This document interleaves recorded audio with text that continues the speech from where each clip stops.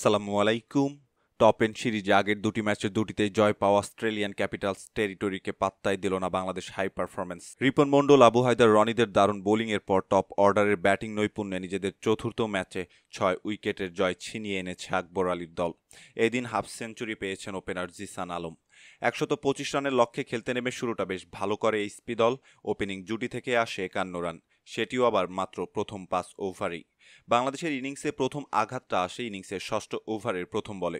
15 বলে 18 রান করা তানজিদ হাসান তামিমকে সাজঘরে ফেরান অতিমানবীয় ক্যাচ আউটের শিকার হয়ে। ততক্ষণে বাংলাদেশের জয়ের পথ সহজ হয়ে গেছে অনেকটাই। পাওয়ার প্লের 6 ওভারে আসে 60 রান 1 উইকেটের বিনিময়ে। তানজিদ ফিরলেও থামেনি আরেক ওপেনার জিসানের ব্যাট। 3-এ নামা পারভেজ হোসেন ইমনকে সঙ্গে নিয়ে এগিয়ে যেতে থাকেন তিনি। তবে বেশিক্ষণ সঙ্গ দিতে পারেননি ইমন। ক্যাচ আউট হয়ে প্যাভিলিয়নে ফেরার আগে এই ব্যাটার সংগ্রহ করে 24 বল থেকে 23 রান। মাত্র 35 বলে নিজের হাফ সেঞ্চুরি হাঁকান opener Zishan Alam. Catch out হন 36তম বলেই। এরপর আফিফ হোসেন ধ্রুব 17 রান করে আউট হলে পরবর্তী দুই ব্যাটার আকবর আলী এবং শামীম হোসেন মাঠ ছাড়েন দলের জয় নিশ্চিত করেই। 20 বল ও 6 উইকেট হাতে রেখেই জয়ের লক্ষ্যে পৌঁছে যায় বাংলাদেশ এইচপি দল। এর আগে টসে জিতে ব্যাটিংয়ের সিদ্ধান্ত নেয় অস্ট্রেলিয়ান ক্যাপিটাল টেরিটরির অধিনায়ক। প্রথমে বড় স্কোরের সম্ভাবনা দেখালেও বাংলাদেশি বোলারদের তোপে তা সম্ভব হয়নি। নির্ধারিত 20 ওভারে তারা সংগ্রহ করে 9 উইকেট হারিয়ে 124 রান।